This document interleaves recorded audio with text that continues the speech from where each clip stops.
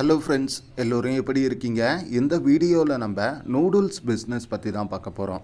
So noodles பிஸ்னஸில் நமக்கு எந்த அளவுக்கு ப்ராஃபிட் கிடைக்கும் அப்படின்னு சொல்லி பார்த்தீங்கன்னா, ஒரு கிலோவுக்கு மினிமம் 20 ரூபாய் வரையும் பார்த்தீங்கன்னா நமக்கு லாபங்கள் கிடைக்கும். அதே போல் இந்த நூடுல்ஸ் இன்றைக்கி மேஜராக எல்லாருமே மைதாவில் தான் ரெடி பண்ணுறாங்க. பட் அதுக்கு ஆல்டர்னேட்டாக ஏதாவது இருக்கா அப்படின்னு சொல்லி கேட்டிங்கன்னா நிறையாவே இருக்குது. அதாவது பார்த்திங்கன்னா கிழங்கு மாவு இருக்குது இல்லையா, அதாவது ஸ்டார்ச் பவுடர் அப்படின்னு சொல்லுவாங்க. அதை யூஸ் பண்ணி நம்ம பண்ணலாம். அந்த கிழங்கு மாவு மூலயமா பார்த்திங்கன்னா அதாவது மரவள்ளி கிழங்கு அப்படின்னு சொல்லுவாங்க. அந்த மாவில் நம்ம பண்ணுறப்ப நமக்கு பார்த்திங்கன்னா ஏகப்பட்ட ஹெல்த் பெனிஃபிட்ஸ் பார்த்திங்கன்னா இருக்குது. அதுக்கு அடுத்ததாக பார்த்திங்கன்னா கேழ்வரகு அப்படின்னு சொல்லுவாங்க. ஸோ எங்கள் ஏரியாவில், மற்ற ஏரியாவில் எப்படி சொல்லுவாங்க அப்படின்னு தெரியாது. பட் இங்கிலீஷில் பார்த்திங்கன்னா ஃபிங்கர் மில்லட் அப்படின்னு சொல்லுவாங்க. அந்தோடைய மாவில் இருந்தும் பார்த்திங்கன்னா நம்மளால் நூடுல்ஸ் ரெடி பண்ண முடியும். மேஜராக பார்த்திங்கன்னா இந்தியாவில் அதிகமான அளவுக்கு இந்த கேழ்வரகு, அதுக்கு அடுத்து பார்த்திங்கன்னா இந்த மரவள்ளி கிழங்கு மாவில் இருந்து பண்ணக்கூடிய நூடுல்ஸ் பார்த்திங்கன்னா வெளிநாடுகளுக்கு அதிகமான அளவுக்கு பார்த்திங்கன்னா எக்ஸ்போர்ட் ஆகுது. ஏன்னா நார்மலாக எல்லாமே இந்த மைதாவில் தான் பண்ணிக்கிட்டு இருக்கிறாங்க. பட் பார்த்திங்கன்னா இந்த மாதிரியான அந்த மரவள்ளி கிழங்கும், அதுக்கு அடுத்ததாக பார்த்திங்கன்னா இந்த கேழ்வரகு மூலயமாவும் பார்த்திங்கன்னா பெரிய அளவுக்கு யாரும் பண்ணுறதில்ல. பட் இந்தியாவிலையும் மார்க்கெட்டிங் பண்ணிக்கிட்டு தான் இருக்கிறாங்க. நம்ம இந்த கான்செப்டில், அதாவது மைதாவுக்கு ஆல்டர்னேட்டாக நம்ம இந்த நூடுல்ஸ் ரெடி பண்ணுறப்ப பார்த்திங்கன்னா நமக்கு போட்டிகள் அப்படிங்கிறது பார்த்திங்கன்னா பெரிய அளவுக்கு கிடைக்காது. பட் அதே போல் பார்த்திங்கன்னா மார்க்கெட்டிங் அப்படிங்கிறதும் பார்த்திங்கன்னா ஸ்டார்டிங்கில் கொஞ்சம் ஸ்ட்ரகிள் ஆகும். நீங்கள் ப்ராப்பராக பண்ணிங்கன்னா ரெகுலர் பேஸில் பார்த்திங்கன்னா உங்களுக்கு ஆர்டர்ஸ் கிடைக்க ஆரம்பிக்கும். அப்படியே இல்லைனாலும் நீங்கள் பார்த்திங்கன்னா மைதா மூலயமாவும் பார்த்திங்கன்னா இந்த நூடுல்ஸ் ரெடி பண்ணி ஹோட்டல்ஸ்க்கெல்லாம் பார்த்திங்கன்னா சப்ளை பண்ணலாம். இதில் இருக்கக்கூடிய ஒரு ப்ராப்ளம் என்ன அப்படின்னு சொல்லி கேட்டிங்கன்னா, ஸோ ஆல்ரெடி பார்த்திங்கன்னா அவங்களுக்கு சப்ளை பண்ணிக்கிட்டு தான் இருப்பாங்க.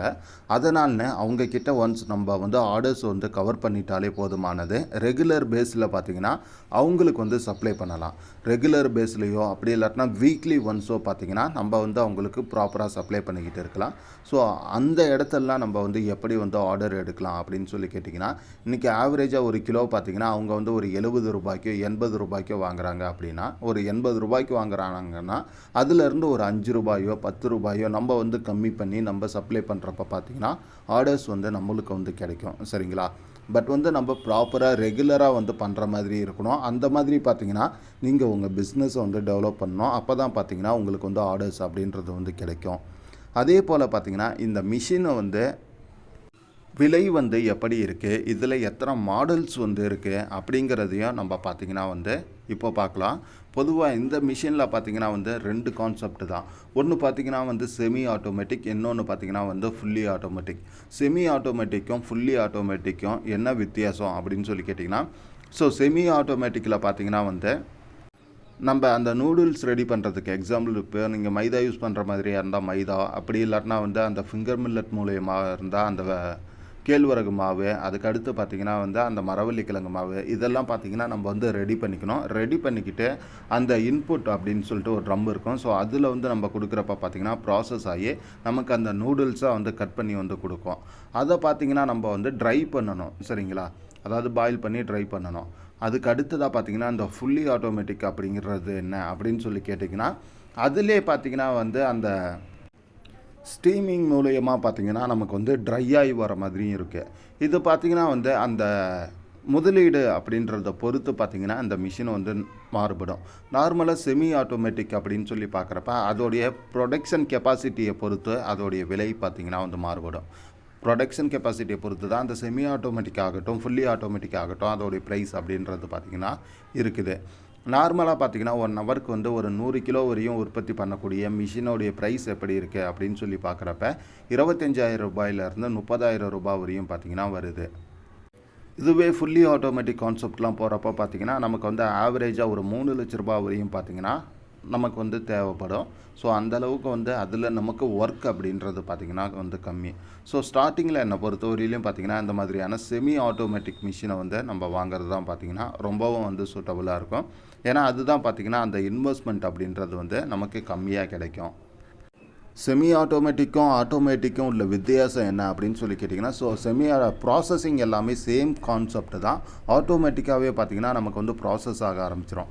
அதாவது பார்த்திங்கன்னா அந்த மாவு ரெடியாகி வந்ததும் அந்த ரோலர் மூலயமா அதை வந்து தேய்க்கிறதாகட்டும், அதுக்கு அடுத்த ஸ்டெப் பார்த்திங்கன்னா வந்து அந்த கட்டிங்கு, இது எல்லாமே பார்த்திங்கன்னா வந்து ஒரே கான்செப்டில் தான் வந்து ரன் ஆகும். பட் ப்ரொடக்ஷன் கெப்பாசிட்டி அப்படிங்கிறது மாறும்.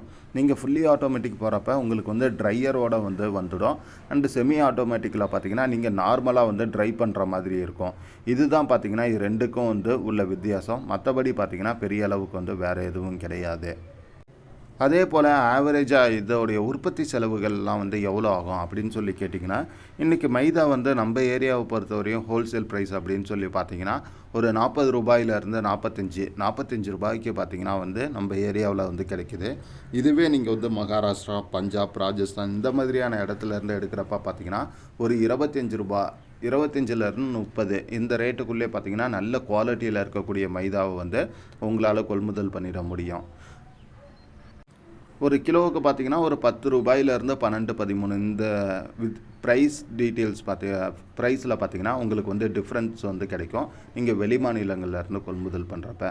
அதே போல் இந்த ஃபிங்கர் மில்லட் மாவெல்லாம் பார்த்தீங்கன்னா ஒரு கிலோ வந்து ₹45லேருந்து ₹50 இந்த ரேட்டுக்கு பார்த்திங்கன்னா வந்து ஹோல்சேல் ப்ரைஸுக்கு வந்து கிடைக்குது.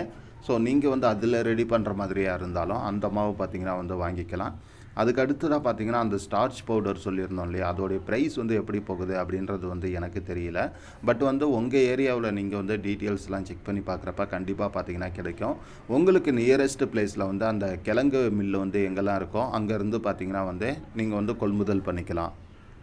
அதுக்கு அடுத்ததாக இந்த பிஸ்னஸ் வந்து நம்ம ஸ்டார்ட் பண்ணுறதுக்கு ஏதாவது லைசன்ஸ் எடுக்கணுமா அப்படின்னு சொல்லி கேட்டிங்கன்னா, கம்பல்சரி பார்த்திங்கன்னா ஒரு FSSAI லைசன்ஸ் வந்து நமக்கு வந்து தேவைப்படும். அதுக்கு அடுத்ததாக பார்த்திங்கன்னா வந்து நீங்கள் வந்து ட்ரேட்மார்க்கு அண்ட் பிராண்ட் இமேஜ்லாம் பண்ணுற மாதிரியா இருந்தால் அதுக்கு ஏற்ற மாதிரி தனியான லைசன்ஸ் பார்த்திங்கன்னா நீங்கள் வந்து எடுத்தாகணும். ஸோ இதுதான் பார்த்திங்கன்னா இதுக்கான லைசன்ஸு. அதுக்கு அடுத்து பார்த்திங்கன்னா இந்த மிஷின் வந்து ஆப்ரேட் பண்ணுறது வந்து ரொம்பவே சிம்பிள் தான். இது பார்த்திங்கன்னா வந்து சிங்கிள் பேஸில் தான் வந்து ரன் ஆகுது. பெரிய அளவுக்கு வந்து ப்ராப்ளம் அப்படின்றது பார்த்திங்கன்னா வந்து எதுவும் கிடையாது. நமக்கு தேவையான எல்லா ட்ரைனிங்கையும் பார்த்திங்கன்னா இந்த மிஷின் மேனுஃபேக்சரரே வந்து நமக்கு வந்து ப்ரொவைட் பண்ணிடுவாங்க. அண்ட் அதே போல் பார்த்திங்கன்னா மிஷினுக்கான வாரண்ட்டி அண்டு சர்வீஸும் பார்த்திங்கன்னா வந்து இவங்களே வந்து ப்ரொவைட் பண்ணுறதுனால பார்த்திங்கன்னா மிஷினோடைய குவாலிட்டியை பற்றி நம்ம வந்து கவலைப்பட வேண்டியதில்லை. நீங்கள் வந்து இந்த பிஸ்னஸ் வந்து ஸ்டார்ட் பண்ணணும் அப்படின்ற ஒரு இன்ட்ரெஸ்ட்டில் இருக்கிறீங்க, உங்களால் வந்து ப்ராப்பராக வந்து மார்க்கெட்டிங் வந்து கவர் பண்ண முடியும், உங்களால் எடுத்து பண்ண முடியும் அப்படிங்கிற ஒரு நம்பிக்கை இருக்குன்னா நீங்கள் தாராளமாக ஃபஸ்ட்டு வந்து இவங்களுடைய மேனுஃபேக்சரிங் யூனிட்டை போயிட்டு வந்து செக் பண்ணுங்கள். ஏன்னா இவங்கக்கிட்ட வந்து இந்த பாஸ்தா மிஷின் இருக்குது. அதுக்கு அடுத்து பார்த்திங்கன்னா வந்து இந்த நூடுல்ஸ் வந்து ரெடி பண்ணுறதுக்கு தேவையான எல்லா மிஷினும் பார்த்திங்கன்னா இவங்க வந்து ரெடி பண்ணிக்கிட்டு இருக்கிறாங்க சொந்தமாக. ப்ரைஸ் வைஸ் வந்து மற்றவங்களோட கம்பேர் பண்ணி பார்க்குறப்ப உங்களுக்கு வந்து கம்மியாக இருக்கும். இவங்களுடைய மேனுஃபேக்சரிங் யூனிட்டை நீங்கள் டைரெக்டாக போய்ட்டு செக் பண்ணி பார்க்குறப்பே பார்த்தீங்கன்னா உங்களுக்கு வந்து ப்ராப்பராக தேவையான எல்லா டீட்டெயில்ஸும் பார்த்தீங்கன்னா வந்து ப்ரொவைட் பண்ணிடுவாங்க. அண்ட் அந்த ட்ரைனிங்கும் பார்த்தீங்கன்னா வந்து கொடுத்துருவாங்க. நீங்கள் லோன் வந்து ரெடி பண்ணுற மாதிரியாக இருந்தாலும் அதுக்கு தேவையான மிஷினோடைய எஸ்டிமேஷன் ரிப்போர்ட்டையும் பார்த்திங்கன்னா வந்து கொடுத்துருவாங்க. இவங்களுடைய அட்ரஸ் அண்ட் காண்டாக்ட் டீட்டெயில்ஸ் எல்லாமே பார்த்திங்கன்னா ப்ராப்பராக வந்து டிஸ்கிரிப்ஷனில் வந்து கொடுத்துருக்கேன். மற்றபடி இந்த வீடியோவை பற்றினா உங்களுடைய கருத்துக்களை மறக்காமல் கமெண்டில் சொல்லுங்கள். அண்டு வீடியோ பிடிச்சிருந்தா ஒரு லைக் அண்டு ஷேர் பண்ண மறக்காதீங்க. கூடவே உங்கள் சப்போர்ட்டை நம்ம சேனலுக்கு ரெகுலராக கொடுங்க ஃப்ரெண்ட்ஸ். தேங்க்யூ.